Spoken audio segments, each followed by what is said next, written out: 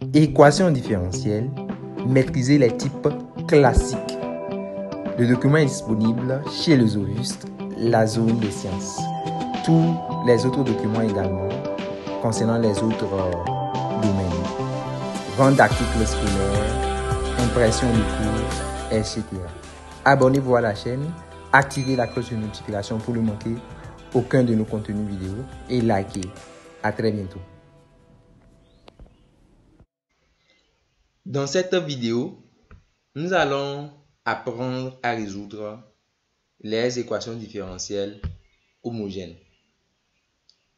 L'énoncé, c'est résoudre l'équation différentielle suivante. X carré y' moins 2xy plus y carré égale 0. Tout d'abord, c'est quoi une équation différentielle homogène de degré n? C'est une équation différentielle de la forme y' égale une fonction f dépendant de deux variables f de x, y, où f est une fonction homogène de degré n. Voilà, donc où f est une fonction homogène de degré n.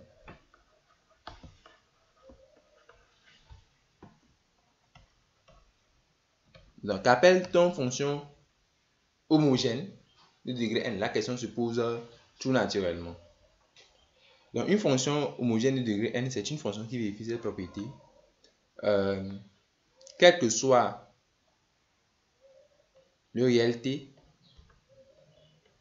quels que soient les réels x, y, on a f de tx, ty donne t exposant n, f de xy. Voilà. C'est ça une fonction homogène de degré n. Trouver des exemples, c'est très facile. Je vais vous en donner quelques-uns.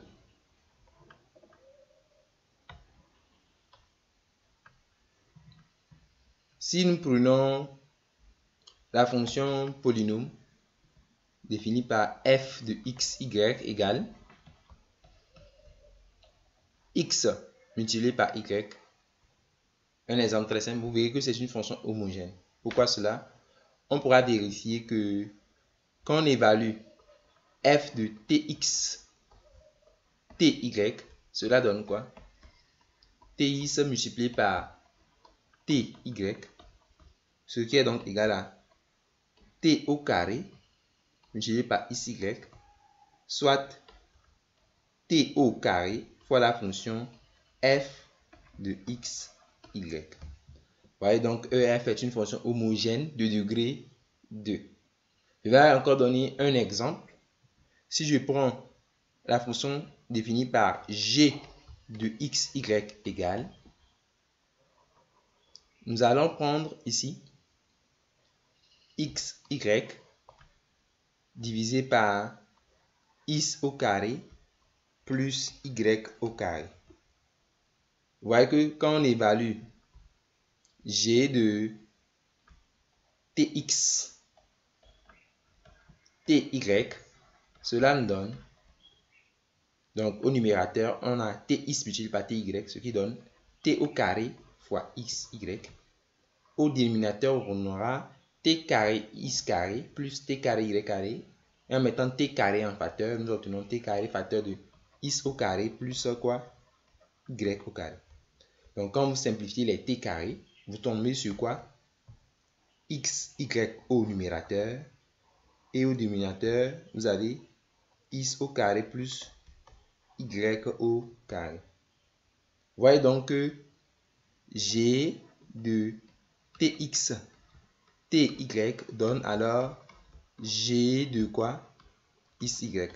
Ce que vous pouvez écrire comme t exposant 0, puisque t exposant 0, quel que soit t réel non nul, cela donne 1.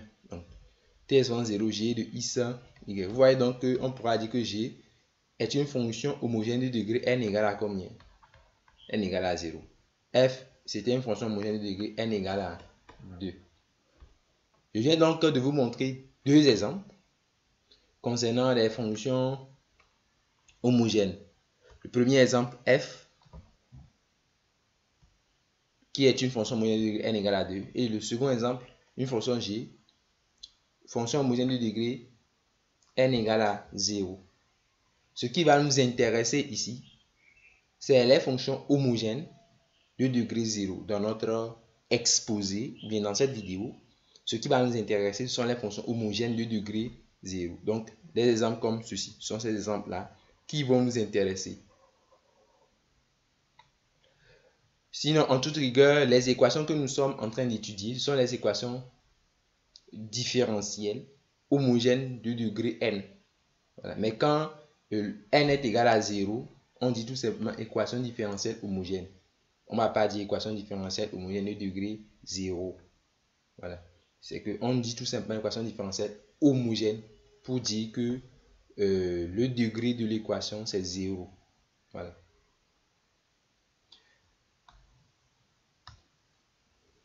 Je vais vous faire une remarque intéressante sur les fonctions homogènes. Ça sera une remarque dans laquelle vous allez avoir une autre réécriture des fonctions qui sont homogènes. Qu'en est-il exactement? Je vais prendre f, une fonction qui est homogène de degré n. Donc nous prenons f, une fonction homogène de degré n.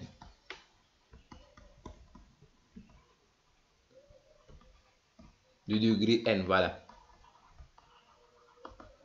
Nous savons que par définition, cela veut dire que nous allons écrire pour tout t, x, y, que f de tx, ty égale à quoi? T puissance n, f de x, y, n'est-ce pas?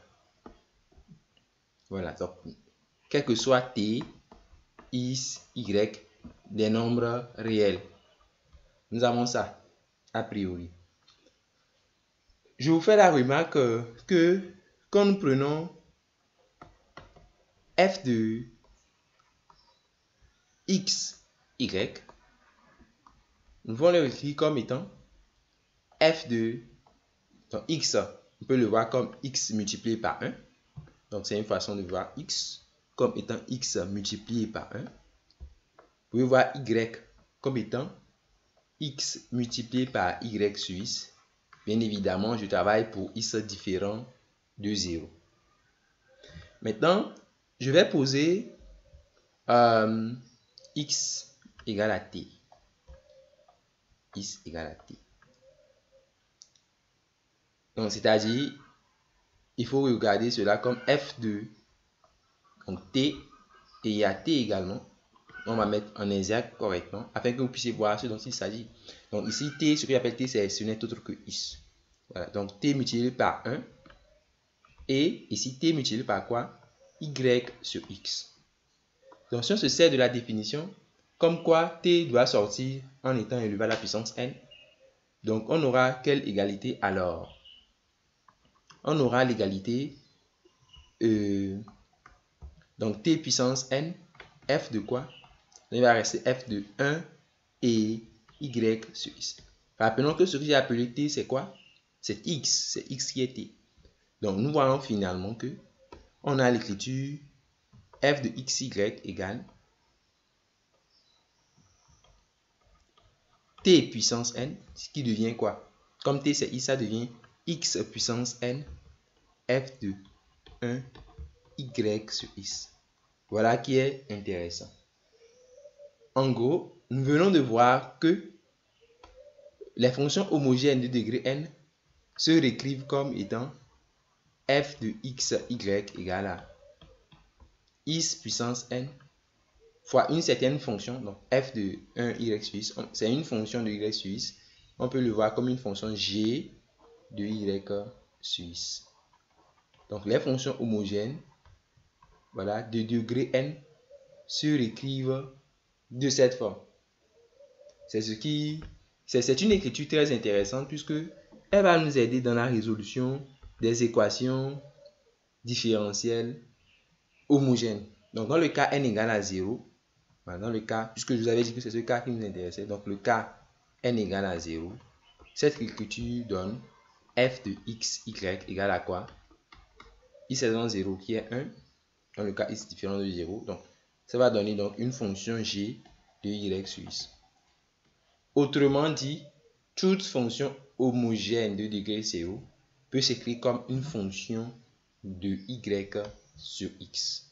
Écriture très importante, chose à retenir, parce que cela va nous aider dans la résolution des équations différentielles homogènes. Il est tout à fait normal de faire une vérification sur quelques exemples. Je prends tout d'abord un exemple que j'avais pris. G de xy égale x fois y divisé par x au carré plus y au carré. On avait déjà vérifié que c'est une fonction homogène de degré comment? De degré 0. Voilà, il s'agit d'une fonction homogène de degré 0. Donc, je vais vérifier mon hypothèse, ou bien notre remarque qui dit qu'une fonction homogène de degré 0 peut s'exprimer de cette façon, en fonction de y sur x.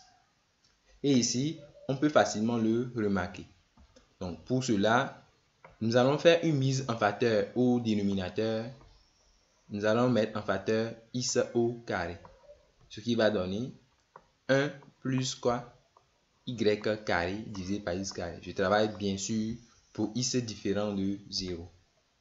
Donc, quand on simplifie x sur x carré, cela va donner quoi? Y sur x.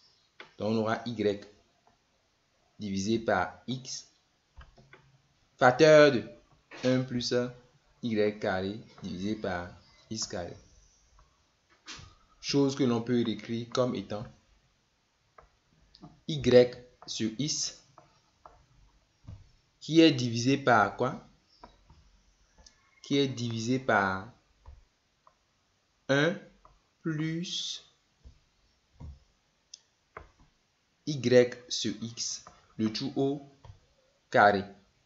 Vous voyez donc que on peut l'exprimer effectivement en fonction de y sur x.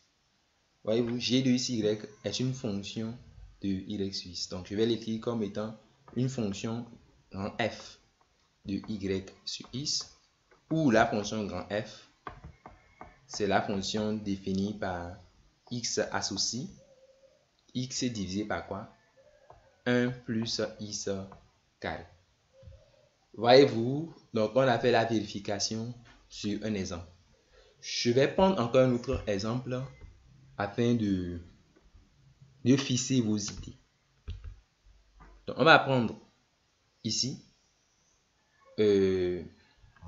l'exemple suivant. Donc, je vais prendre h défini par h de xy égale à la racine carrée de x carré plus y carré divisé par x. X considéré ici comme un réel positif. Voilà, prenons cela comme ça. C'est un positif. Donc, tout d'abord, est-ce que c'est une fonction homogène de degré 0? Je pourrais faire la vérification. Mais je vais chercher ici directement à exprimer h de xy en fonction de y sur x. Parce que la remarque que je vous ai faite est vraie dans les deux sens. Une fonction homogène de degré 0 s'écrit en fonction de y sur x, mais aussi réciproquement. C'est-à-dire que toute fonction de y sur x est homogène de degré 0. Donc ici, je pourrais faire la vérification en exprimant ça tout simplement en fonction de y sur x et vérifier que h est bien une fonction homogène de degré 0. Voilà. Donc, pour faire la simplification, ce n'est pas quelque chose de difficile. Qu'allons-nous faire? Nous allons mettre x carré en facteur au numérateur. Donc, on va mettre x carré en facteur sous la radicale. Donc, nous aurons ici 1 plus y carré divisé par quoi? X au carré. Le tout sur x. Donc, la racine carrée de x carré, c'est la valeur absolue de x. Donc, fois la racine carrée de 1 plus y sur x, le tout au carré, divisé par x. Heureusement que j'ai pris le cas x positif, c'est pour éviter certaines discussions qui ne vont pas très nous intéresser, en tout cas pour le moment. Donc, pour x positif, on sait que la valeur absolue de x est x. Et donc, il y aura une simplification de la valeur absolue de x et de x. Donc, on voit bien que le résultat final donne racine carrée de. Cela donne racine carrée de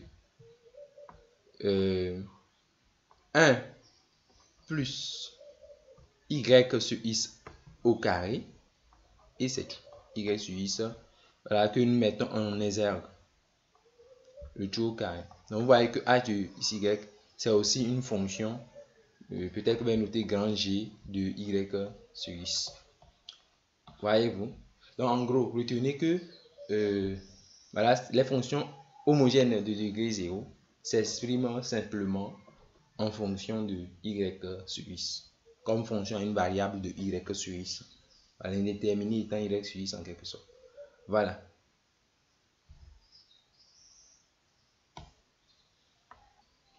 Enfin, nous allons passer à la résolution proprement dite d'une équation différentielle d'ordre 1 homogène de degré 0. Donc, une équation se présentant de la forme y' qui est une fonction de xy, de x et y. Cette fonction f étant une fonction homogène de degré 0 et donc pouvant s'écrire de la forme g de y sur x, d'après ce que nous avons dit. Donc, pour résoudre cette équation, on procède par un changement de variable. Donc, on fait le changement de variable z égale à y sur x. Donc, on pose z égale y sur x. Voyez-vous? Donc, on va réécrire l'équation en fonction de z. Donc, quand vous faites ce changement de variable, l'exercice c'est que l'équation différentielle y' égale g de y sur x s'écrive maintenant en fonction de la nouvelle fonction inconnue z. Voilà. Donc, quand on pose z égale à y sur x, nous allons calculer alors y'. Nous allons calculer y'. Donc, on tire y alors. Voilà. Donc, alors y, ça donne quoi? On a y égale z multiplié par x. Donc, que vaut y'? Y' ici veut dire dérivé de y par rapport à x. Hein? Donc, quand j'écris y', il faut comprendre par là, avec la notation de Leibniz, dérivé de y par rapport à x. Donc, vous dérivez ici zx par rapport à x. Donc, c'est la dérivée d'un produit uv. Donc, u'b plus v'. Donc, ça va être dérivée de z fois x plus z fois la dérivée de x. Et que vaut la dérivée de x? 1, n'est-ce pas? Donc, ce qui fait que y' est égal à z'x plus quoi? Plus z. Donc, notre équation différentielle, nous allons l'appeler 1. Donc, cette équation différentielle 1, si on remplace, donc, ça va donner quoi alors? Donc, 1 s'écrit maintenant comment? Donc, y', c'est ça qui est z'x plus z. Donc, c'est écrit z'x plus z égale à g de quoi? Y sur x, c'est ça qui est z. Vous voyez donc, il ne faut pas perdre de vue votre objectif. Votre objectif, c'est de réécrire l'équation différentielle, cette fois-ci en fonction de z. Et c'est ce que nous avons obtenu. Maintenant, cette équation différentielle, elle est à variable séparable. C'est une équation différentielle à variable séparable. Qu'est-ce que cela veut dire exactement? Elle est à variable séparable. Je peux séparer les variables. Ici, je peux séparer z de x. C'est-à-dire cette équation différentielle, vous pouvez la réécrire de la forme où il y a dans le membre de gauche, il y a une fonction de z dz. Et dans le membre de droite, il y a une fonction h de x dx. Donc, vous pouvez le faire. c'est-à-dire isoler en quelque sorte les z de is. Donc faire une séparation des variables. Voilà. En quoi faisons? Je vais mettre les z à part, les is à part, comme je l'ai dit. Donc cette équation va se réécrire comme z' is égale à quoi? G de z moins z. Vous voyez donc qu'il y a les variables qui sont comment? Qui sont séparées. Mais pas tout à fait, puisqu'il y a un is qu'il faut gérer. Donc le is qui est ici. Donc nous allons travailler pour is différent de 0. Hein. Donc on travaille sur un intervalle i sur lequel is est non nul. C'est bon. Donc on prend ici x éléments d'un intervalle, is éléments d'un intervalle ne contenant pas 0. C'est-à-dire que l'intervalle i étant comment inclus dans R étoile. Donc is est dans un intervalle où il n'y a pas 0. Donc is différent de 0 pour dire tout simplement que is différent de 0. Afin de pouvoir diviser par is sans trop de soucis. Donc dans ce cas, notre équation différentielle se réécrira comment? Donc alors l'équation se réécrit z' divisé par g de z moins z, qu'on va aussi supposer non nul. Donc on suppose aussi que g de z moins z est différent de 0 sur notre intervalle i en question. Donc qui est égal à quoi? 1 sur is. Donc ici, nous faisons la supposition g de z moins z différent de 0 sur l'intervalle i. Voilà. Voilà comment on a pu séparer les variables, donc les z à part et ça va, mais pas exactement, puisque je n'ai pas encore les différentiels. J'ai dit, on va avoir f de z égale à h de i, c'est ici. Donc, on va se servir de la notation de Leibniz. En fait, bon, la justification n'est pas tout à fait claire, mais ça marche. Donc, z', c'est dz sur dx, le tout divisé par g de z moins z égale à 1 sur x. Donc z' s'écrit comme dz sur 10. Et on renvoie dx en quelque sorte de l'autre côté. Bon, c'est une astuce, nous dirons. Donc cela donne dz divisé par g de z moins z égale à dx sur x. Donc si vous avez quelques difficultés sur les équations à variables séparables, n'hésitez pas à me le dire en commentaire. Je ferai une prochaine vidéo là-dessus s'il y a beaucoup d'inquiétudes là-dessus. Donc voilà, j'ai retenu une équation à variables séparées. Donc vous voyez, il y a les z qui sont isolés des x. Et pour résoudre cette équation, on procède par intégration. Donc on intègre pour avoir quoi? On effectue une intégration pour avoir intégrale de dz, donc une primitive de ça, de gz moins z égale à voilà, une primitive de ceci. Donc avec ça, vous pouvez tirer z. Donc c'est la méthode de résolution des équations différentielles homogènes. Voilà, homogène, bon, c'est présupposé de degré 0. Donc nous allons mettre cette méthode de résolution en œuvre dans notre exercice. Donc voici l'exemple que nous avons pris initialement. Enfin, nous voilà capables de pouvoir résoudre cet exercice. Donc qu'allons-nous faire? Comme vous le voyez, la forme de l'équation ne ressemble pas directement à une équation différentielle homogène. Vous vous en doutez, on ne va quand même pas vous servir sur un plat l'équation présentée sous une forme évidente.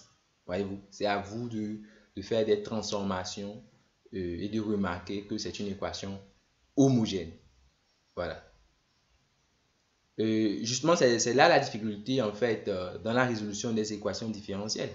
C'est à vous de reconnaître la forme de l'équation afin de pouvoir de savoir quelle méthode il faut mettre en œuvre pour la résoudre. Voilà, donc après avoir fait plusieurs exercices, certainement vous pouvez vous en sortir. N'hésitez pas à participer à mes travaux dirigés, cela pourrait bien vous aider. Donc allons-y. Ce que nous allons faire ici, c'est de tirer la fonction y'. Nous allons tirer le nombre dérivé y'.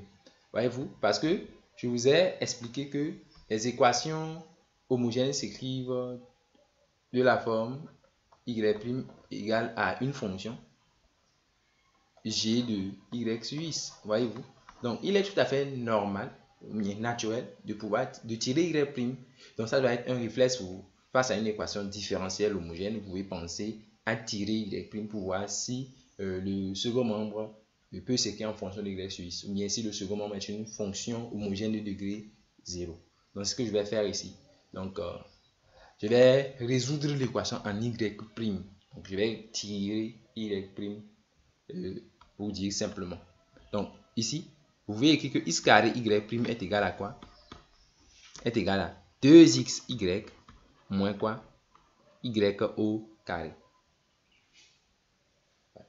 Maintenant, vous pouvez, pour tirer les primes, vous divisez par x carré. Mais avant de diviser par x carré, il faut que x carré soit comment? Soit différent de 0. On ne divise pas par un nombre qui est nul. On est d'accord? Donc, nous allons nous placer sur un intervalle i qui est inclus dans R étoile. Donc, on va se placer dans un intervalle où x ne peut pas donner 0. Exemple, intervalle 3 plus infini, il n'y a pas 0 là-bas. Donc, ici, je vais dire que on prend x ici, dans un intervalle, on prend x, élément d'un intervalle i, qui est inclus dans quoi? R étoile. Dans ce cas, x est bien différent de 0. Et on peut donc diviser par x carré. X est différent de 0, donc x carré est différent de 0. Donc on peut tirer y' qui est alors égal à 2xy moins y carré, le tout divisé par x carré. Chose que l'on peut éclater et avoir 2xy divisé par x carré moins y carré divisé par x carré. Ce qui donne donc 2x divisé par x carré. Ça fait combien? 2x divisé par x carré. Bah, ça fait 2 divisé par x, c'est ça. Après simplification. On fait 2 y sur x moins y sur x le tout au carré. Vous voyez donc le fameux y sur x qui se répète. Voilà, 2 fois y sur x se répète 2 fois. Voyez-vous, donc on a pu écrire ça comme une fonction de y sur x. Voilà, donc c'est ce que nous voulons. C'est ce que je vous avais expliqué, que vous aurez y' en fonction de quoi? De y sur x. Voilà, donc j'écris alors que y' est une fonction de y sur x et j'expliciterai la fonction en question. Pourquoi pas?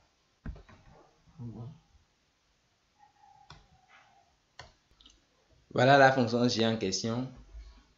Polynôme qui a t associé de t moins t carré.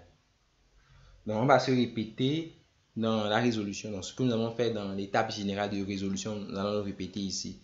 La répétition est mère de l'apprentissage, n'est-ce pas?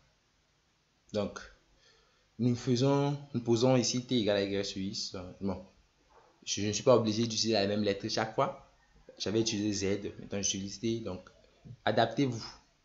Donc ici on fait le changement de fonction inconnue, t égale à y sur x.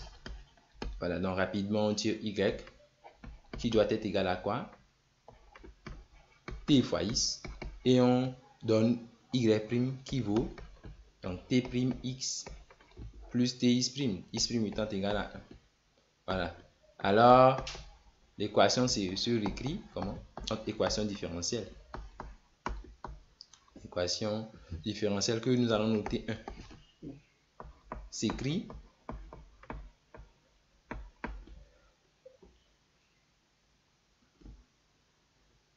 t'x plus t égale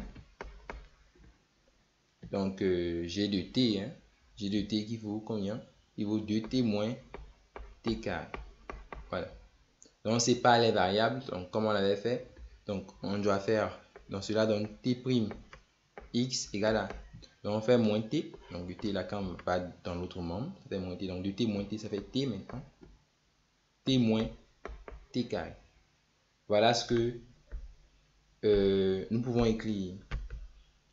Donc ceci donne alors quoi?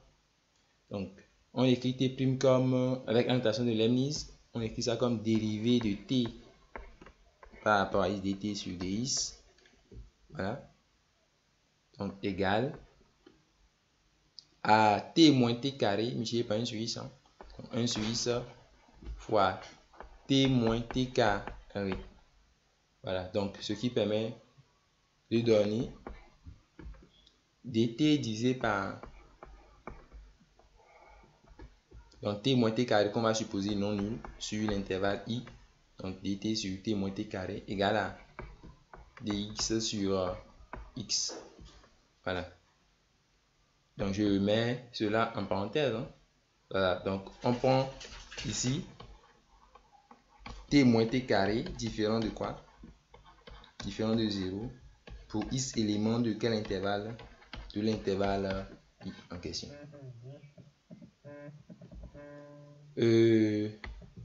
Donc le problème revient à un problème d'intégration. Voilà le problème d'intégration auquel cela aboutit. Il faut calculer chaque intégrale.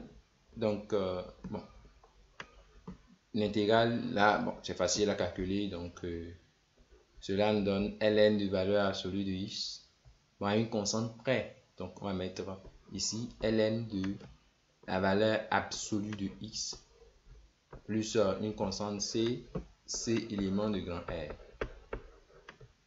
Voilà.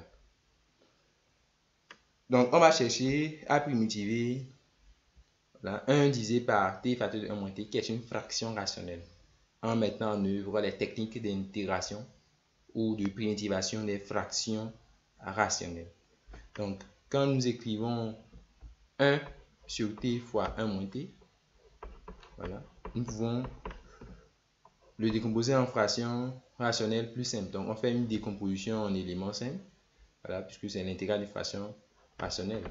Donc on fait une décomposition en des éléments plus simples. Donc 1 divisé par t fois 1 moins t peut se décomposer de la forme a sur t plus b divisé par quoi? 1 moins t. Voilà, donc a, b des constantes réelles à déterminer. Chose que nous savons faire depuis la classe de seconde. Donc pour trouver a, ici, bon, je pourrais procéder en utilisant une méthode par identification ou la méthode des coefficients déterminés. Bon, je vais le faire plus simplement en multipliant par t et en remplaçant t par 0. Donc, on multiplie cette relation par t. Donc, on multiplie par t. Donc, t, c'est-à-dire le dénominateur de a. Hein. Ça, c'est pour calculer a. Donc, pour calculer a, vous multipliez par le dénominateur de a qui est t ici. Donc, ici, quand vous multipliez par t, il y a une simplification de t, ce qui va donner 1 divisé par 1 moins t. Ici, quand vous multipliez par t, bien évidemment, t, ça part. On donne a plus, donc b fois t divisé par 1 moins t. Cette relation étant vraie, quel que soit t différent de 1. Quel que soit t différent de 1. Voyez-vous.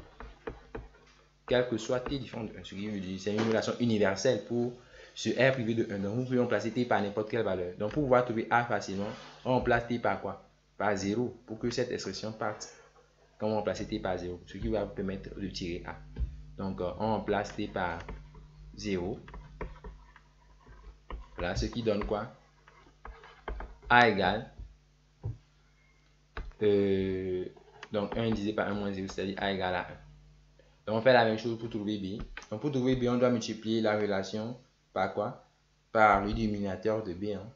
Dans l'écriture B sur 1 moins T. Donc le dénominateur c'est quoi? Le dénominateur ici c'est 1 moins T. Hein. C'est 1 moins T. Donc voilà. Donc pour trouver B, on multiplie alors par quoi? Par 1 moins T. On multiplie par 1 moins T. Ce qui donne quoi? Ce qui donne, après simplification, donc ici il y aura 1 moins t qui va se simplifier. Hein. Donc cela donne alors 1 sur t égale. Donc on multiplie par 1 moins t. Ici ça va donner a fois 1 moins t sur quoi? Sur t. Et ici le 1 moins t par donc plus b. Donc pour pouvoir trouver b, on remplace t par combien? Voilà, ce qui annule 1 moins t. Pour que ceci parte, on remplace t par 1. Relation vraie, cette relation est vraie pour tout t différent de 0. Donc on peut remplacer t par 1 sans souci. Donc en remplaçant t par 1, on aura quoi? Donc on remplace t par 1. Ce qui donne, donc ici on aura b égale à 1 tout simplement. Voilà. Donc finalement, quelle est la forme de la décomposition? Donc A c'est, on avait trouvé A égale à 1 et B égale à 1. Donc l'écriture donne alors 1 sur t multiplié par 1 moins t égale 1 sur t plus 1 sur 1 moins t. Vous voyez donc que voilà, une primitive de ceci, donc une primitive de 1 sur t fois 1 moins t est quoi? Donc ici primitive de 1 sur t, bon, c'est ln de valeur absolue de t. Quant à l'autre, c'est quoi? C'est moins ln de valeur absolue de 1 moins t, ce qui peut se réécrire comme ln de la valeur absolue de t divisé par 1 moins t. Alors, donc, l'équation va se réécrire comme comment? Donc, l'équation, je la rappelle, c'est l'équation intégrale de t sur t fois 1 moins t égale à ln de valeur absolue de x plus une constante c. C constante réelle. Voilà. Se réécrit comment? L'équation là s'écrit donc ln de la valeur absolue de t sur 1 moins t égale à ln de la valeur absolue de x plus une constante d'intégration c. Avec cela, nous pouvons tirer t. Voilà, donc nous tirons t qui est la fonction inconnue. En quoi faisons? Pour passer, il faut chercher l'exponentielle. Il faut appliquer l'exponentielle. Donc nous écrivons que la valeur absolue de t sur 1 moins t est alors égale à donc l'exponentielle de ceci. Donc exponentielle de ln de valeur absolue de x plus c, il peut s'écrire comme exponentielle de c fois l'exponentielle de ln de la valeur absolue. Sachant que l'exponentielle et la fonction ln sont réciproques, nous allons écrire que l'exponentielle de c, ça fait l'exponentielle de c fois ici la valeur absolue de x. On voit donc que vous pouvez écrire que t sur 1 moins t en quelque sorte est égal à plus ou moins ceci. C'est bon. Vous savez que si x est positif, valeur sur x sera égal à x. Bon. Ou soit carrément, nous allons faire les discussions qui s'imposent en fait. Voilà.